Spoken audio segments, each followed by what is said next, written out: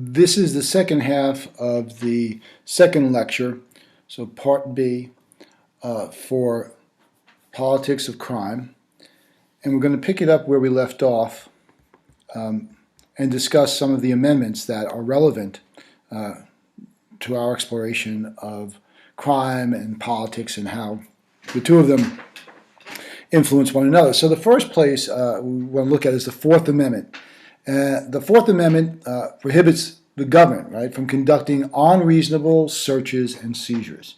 Now, I'm starting with the Fourth because really the First and the Second don't really have much importance for criminal activity, not directly anyway. So this is the First Amendment really where we're dealing with a specific intent on the part of that first Congress in writing the Bill of Rights, in making certain that the people were protected, that due process was, in place. Keep in mind at this point, we're not talking about this having any impact or effect on the states. So unreasonable searches and seizures is one of the concerns. Now, why would that be? You really can't be free if the government can come into your home or onto your property and just search through whatever they want, whenever they want, looking for whatever they want. It's fundamental to freedom that you be left alone. Freedom is the right to be left alone. And if people can come in, the government can come in and go through your things whenever they wish to. You're living in a police state. You're not living as a free person. Now, the reason why the word unreasonable is there is because there are times when it is reasonable for the police in looking at, when we're talking about crime, to need to come and look, to need to go into someone's home or into their private papers, whatever it may be, because they are trying to gather information. But the mechanism for doing that is to make the determination that it is a reasonable search. And the basis for making that decision, which is made by a court, obviously, if it's not, it'd be made by the police and they would think everything was reasonable. It just would make sense that would occur. The judge has to be convinced that there's a reasonable expectation here that something is going on or that this needs to be done, and that there are specific things being looked for in specific places for a specific purpose. Then it becomes reasonable to need to search and take. So the court has to make that determination. But you can't be free, obviously, if the police can come in at any moment and do whatever they'd like to do. The Fifth Amendment provides the privilege against self-incrimination. So it forbids the government to try a person twice for the same offense, double jeopardy, and it promises due process of law. So the fifth is a big one. Let's talk about self-incrimination. We have a right not to be forced to say things that are going to put ourselves in jeopardy, right? So basically, we have a right to say, I don't want to answer that question. Now, it sounds odd, because if you don't have anything to hide, why wouldn't you answer it? Well, because there are things that might be involved in answering that question that may not be germane to the issue at hand, and that you don't wish to speak about those because they might taint the jury. For example, they might find out that you were not the best father, let's just say. And that might in some way taint their view of you, even though that issue has nothing to do with the present case before you. Second of all, you need, as a prosecutor, to build a case. And if you can't ask the person who's on trial to build it for you. You have to demonstrate that they've done something wrong. And so we have a right not to say things that are going to hurt us. And that's fundamental. And why? Because if you can be forced to or be jailed to answer every question, they can have a fishing expedition, right? The prosecutor can into all little tributaries in your life, and that's just not acceptable for so many reasons. Another part of that is it forbids the government to try a person twice for the same offense. We call it double jeopardy. And the reason here is straightforward. You've got one shot at it. if you can't make your case, you can't go away and come back with, here's another way to approach this, let's do this again. Plus, at some point, if you don't stop, the prosecutor from trying you again and again and again, you're never really ever cleared of the offense. In other words, you can never say, well, the charges have been laid against me, I've defended myself, I've been found innocent, and so that's over with. If we don't have this, the government can just keep coming at you with different things, different approaches till they get one that might stick. They can exhaust you. They can destroy your life because you're constantly defending yourself. Plus, the standard then for evidence is much lower. If you know you have one shot at this, and if you can't prove your case, then it's over. You're more likely to be more thorough and more exact in the way in which you gather information, and to make certain you really do have a case based on the facts to bring before the court. Otherwise, this gets very sloppy. You're just using the system to go after someone. It can be very easy just to constantly bring someone into court and fundamentally destroy their lives for no other reason than they're constantly having to defend themselves, when there are bogus charges. So what we say to the government is, you've got one shot at this. You give it your best go, and then it's done. We're through. So that's very critical. Otherwise, you could be harassed constantly and never be at ease again. And that's no way to live as a free person, right? And then it promises due process of law. Now, that's the critical phrase, because due process of law is going to be tied eventually to that 14th Amendment, which is really critical to applying the Bill of Rights to the states, not just the federal government, to making the Bill of Rights a something that the states must adhere to as well. Okay, so due process of law simply means two things for our purposes here. One is that everyone gets the same procedure. You can't give one person one procedure that will help them and then exclude another from that particular part of the process because you don't want it to help them. Due process of law means that procedurally, the I's and the I's get dotted and the T's get crossed the same way. So procedurally, the process is the same for everyone. This speaks directly to the idea of fairness, right? We both get treated to the same process. Another part of due process is substantive due process, and here we're really talking about the law itself as written, that law isn't singling you out, because even if you do get the same procedural process as everybody else, but you're being held to a different standard by the law than everybody else, it's still a vacating of your rights. And so due process of law is critical. Now you understand, I hope, why when we talk about schools of thought around, how justice should be meted out, I come down the side of the school of due process of law. I think it's the only way to ensure that there's fairness in the system. The Sixth Amendment sets the requirement for criminal trials, right, including a defendant's right to counsel. Now, it's important to understand that really as part of due process, procedurally, the Sixth Amendment is really pointing something out here. It's saying, look, we want to make sure that the process runs this way. These are the requirements. You must meet these requirements. But the more interesting thing to me is including the defendant's right to counsel, right? Including that in there. A right to counsel means that everyone has to have some legal representation that will help them defend themselves against charges. Now, you can waive it, right? Or you can say you want to do a pro se, you're going to defend yourself, but you have a right to counsel. Now, we don't guarantee it'll be a stellar attorney. We don't have to guarantee that this person would even be competent, but you will have counsel there. There have been times where counsel has been appointed and did very little, didn't object to anything, really didn't mount a real strong defense. But nevertheless, you have a right to counsel. And those issues of whether or not that counsel is competent, those issues can be addressed later on. But for our purposes here, and what's most important, is that the Constitution and the Bill of Rights guarantees that you will have a right to legal advice, legal assistance. And unfortunately, there's a reality to that, which is that the public defender's office fall on them to, or a court-appointed person fall on them to mount a defense for you. And as I said in the first lecture, the problem with that, of course, is the public defender's office, if not given the resources, and we touched on this, can't really do the kind of job in defending someone that someone who had a lot of money would be fortunate to have, which is legal counsel that's well known, well established, and very good at what they do.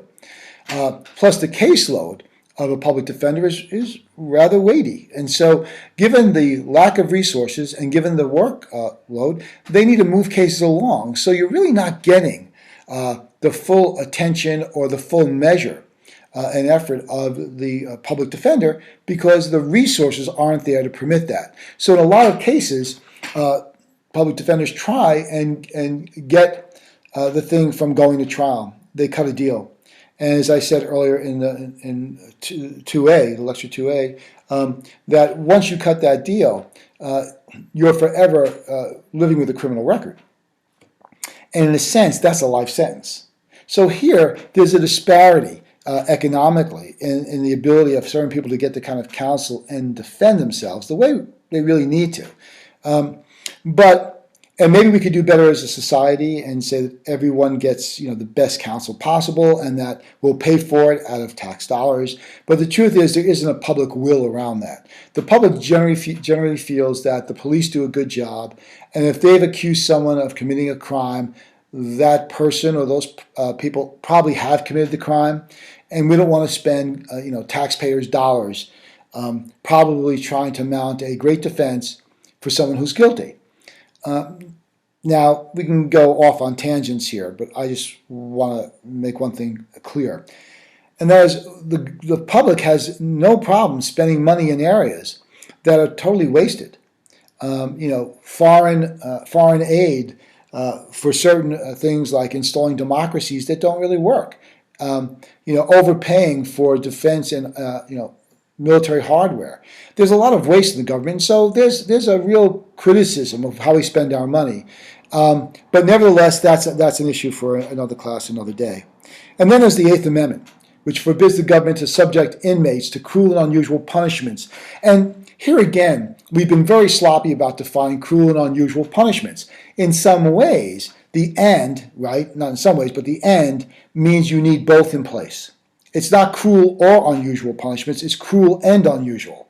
So as soon as something is done a lot, it's not unusual, it doesn't meet the requirement, right? So one might argue that keeping inmates in their cells for 23 hours out of every day and letting them out to walk for 1 hour and putting them back in is cruel on some level. Executing somebody in a way in which is not humane, where basically they're still either conscious or able to feel pain.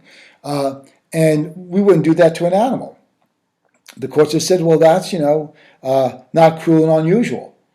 So we have very little sympathy for, people that we think are criminals. But let me refresh your memory.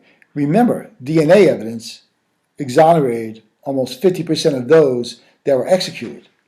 And so maybe that would be enough to sort of move along in our minds this idea that we must be a little bit more concerned about criminals or people that have been defined as criminals.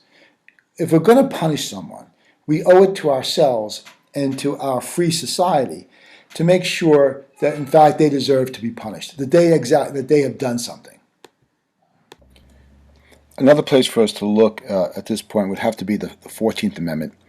The 14th Amendment really, as I mentioned before, applies the Bill of Rights or certain elements of the Bill of Rights to the states, what we call incorporation.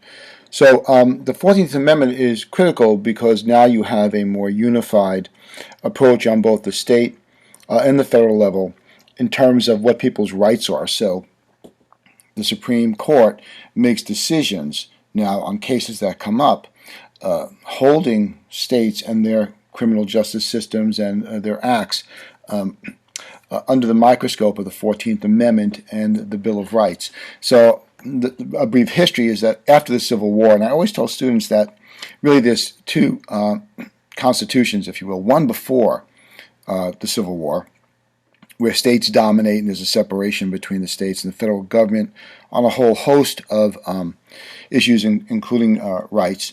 And then post-Civil War, where clearly the federal government grows more and more dominant, and sort of culminates on, to some extent, on the 14th Amendment, which was really a response to the 13th Amendment's lack of teeth. That is, freeing the slaves wasn't enough. Ending slavery wasn't enough. You had to protect those individuals that were now free. And so the 14th Amendment brings that the federal rules into onto the states, and they do it through incorporation, but a unique sort of mechanism, which is that, look, you have your citizens in your state, fine, but we also have citizens of the United States, and our citizens of the United States, they have rights, as laid out in the Bill of Rights. And so you can do what you like with your own citizens in terms of what rights you're going to give them or not. But keep in mind that when you do anything to your citizens, you're also doing it to our citizens, federal citizens, right? And so it becomes impossible, obviously, you can't treat your own citizen in a way that violates the way the federal government would treat them, because that, the Constitution of the United States is the supreme law of the land. And so that's how they get around it. So basically, over time, the courts have incorporated, as they've looked at state issues, criminal cases and the like, and they've incorporated some of those elements in the Bill of Rights onto the states. So the states now have to adhere to those things. Not all of the Bill of Rights has been incorporated, typically for one of two reasons. One, it doesn't really apply. The Ninth and 10th Amendment don't really apply. And there are other pieces of the other amendments that really aren't applicable to the states. It would make no sense for them to apply to the states. There's no value in them applying to the states. And so the court has not done that. So really, after the Civil Wars, the 14th Amendment gets ratified. It's like 1868. And once that's added to the Constitution, it really stops states from violating people's rights, right? And the rights to what? Due process of law. The actual statement in the 14th Amendment is, no state shall deprive any person of life, liberty, or property without due process of law, nor deny to any person within its jurisdiction the equal protection of the laws.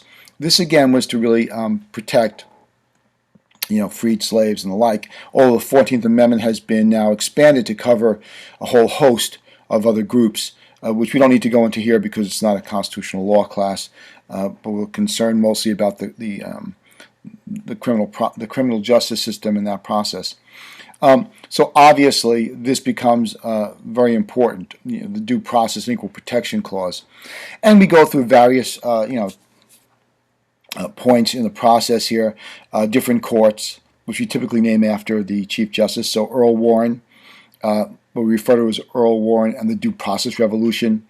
He was Chief Justice of the Supreme Court for a good 26 years, 1953 to 1969.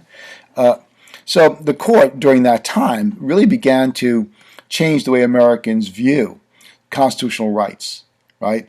The court had a very liberal agenda, so it believed and supported this approach of the due process approach, thinking about defendants' rights, right? So basically, the due process clause of the 14th Amendment, as I've already alluded to, began to nationalize the Bill of Rights through court decisions. So the due process clause stipulates, right, that the government can't take its citizens' life, liberty, or property without this due process. You just can't take from people what's theirs, although it may be justified under certain circumstances. You need to be able to go through this process. I mean, if someone is a drug lord, you have a rationale for taking their property and the like, but you still have to go through that process, the due process. We mentioned in the first lecture about, civil forfeiture and how this can be taken to an extreme, this idea of taking people's property for the, presumably to limit or fight the war on drugs. There's always manipulation in the process, and there are any number of organizations trying to fight and stop this this this idea and the execution of civil forfeitures because they're so corrupt or easily corruptible. All right, so over time, the Warren Court, says, look, these certain rights, the Fourth, the Fifth, the Sixth, the Eighth Amendment rights that are granted to defendants in state criminal proceedings have to be respected, right? They have to respect those. So this really changes the criminal justice system in the way it's practiced in the state and local government level, on those levels. Because what it does is it gives individuals more rights in those cases. Now, so Warren's court is, the Warren Court, rather, expansion of these rights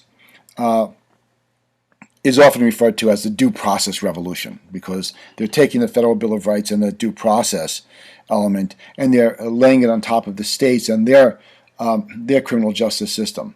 So really, the question that's really most important during this period of time, the Earl Warren approach, so to speak, those 16 years, what they're really asking is, hey, is the process fair? And that's a very important question. Fair is not so easy to define, but that's a conversation, and that's something that we have to come to terms with. And so the highest court in the land asking that question is a very important thing to have done because we're forced now to think about what's right and what's wrong, not just what's process. So again, it's very important to keep in mind that you have to protect, as people that are accused of a wrongdoing. Remember, there's this tendency in America to believe that if you've been charged, you're guilty, and that's clearly not the case. It's the case enough of the time, especially in small criminal matters, where one would suspect, okay, the police have probably done their job here. When I say small criminal matters, I really mean, petty larceny, that sort of thing. We can't afford to be at all sloppy when we're talking about taking away someone's life, or either by incarcerating them or literally taking their life. So the due process of law, really what the court is saying is that, the Supreme Court, is that these court procedures have to protect people that are accused of a wrongdoing in several ways, right? The government can't force people to testify against themselves, which we've touched on. Citizens have to be told, informed of the charges against them. That seems so obvious to us, but it's not the case in many, many other parts of the world. You could sit there and not know in jail and not know what you're being charged with. Citizens can demand, right, a jury trial, right, which basically has to be held as soon after the charges are filed as possible.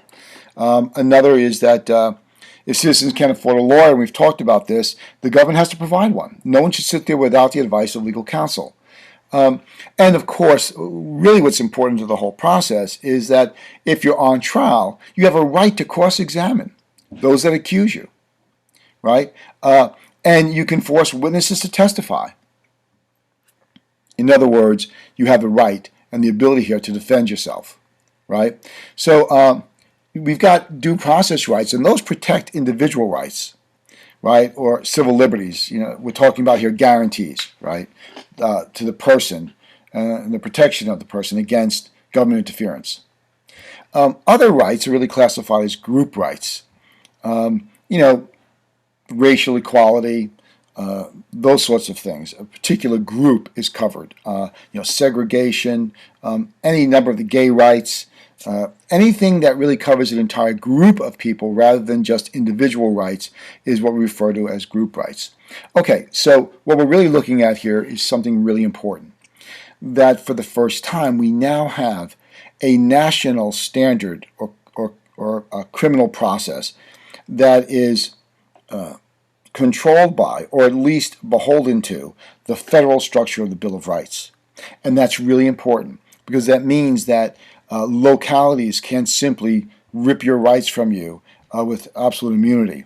That eventually they're going to have to at least conform to, in some way, the federal mandate about what due process should encompass. And if they don't, those cases can be appealed and those decisions overturned by the Supreme Court. That takes a long time, and it may be of little comfort to someone sitting in prison during this period of time, waiting for this to happen. But at least they're in place. And citizen involvement in making sure that justice is fair is so critical, because the only people that really have an interest, a vested interest in making sure that process is fair, are the citizens of the United States. We're the ones that would be at the receiving end of a corrupt or unfair process. But it seems the mindset in America is that, well, if they've been charged, they've probably done it, or that this is really up to the police and the prosecutors. I'm sure the process is fair. The media often tries cases in the media because they have a certain element of a train wreck, where people will stop and listen and watch because it's such a horrific, crime. So there's a lot of things going on that impact that process. But citizens have to recognize that if they don't, watch that process and make sure that process is as fair and unbiased as possible, that even though they may never commit a crime in their lives, they may never be charged with a crime, that it's still their civic responsibility to make sure that those that are, and those that might lose their life or their liberty or their property, have been justly treated. Because if we don't have that in place, we don't have a civil society. You can't say you're free if your criminal justice system tramples on your rights.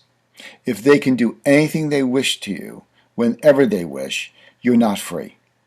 The most important thing is to check the power, right? To first control others, as Madison, and then to control ourselves, right? So it's critical to the entire process of, crime and the criminal justice system that the politics, right? That the politics be kept in check, because the politics are the closest connection to the average person. Politicians will couch things, state things in a certain way that would lead people to believe certain things are true, or that people should accept certain things. Things get tried in the media, but they also get tried on the on the political stage. Every politician wants to be tough on crime. But what does that mean? How about tough but fair on crime? You don't ever hear that but fair part. We have to be tough on crime, not tough and fair. Well, we need to be fair. Better that we make a mistake and set someone free that may be guilty than we take someone that's innocent and we execute them. That's just unacceptable in a free society. So it's very important to understand the political connection to that process. Not just politicians, but how legislators write the laws, how those laws get enforced, how those laws get, the enforcement of those laws, what kind of resources they receive, what the public interest is in seeing how a particular case turns out. Usually those that are charged with committing, heinous crimes, by the time they really get to trial, Americans are convinced they did it, and oftentimes have built up an anger over it. It's very difficult to keep your calm in the face of all of that. All right, this is the end of Lecture 2B, and we will pick it up next time with the third lecture.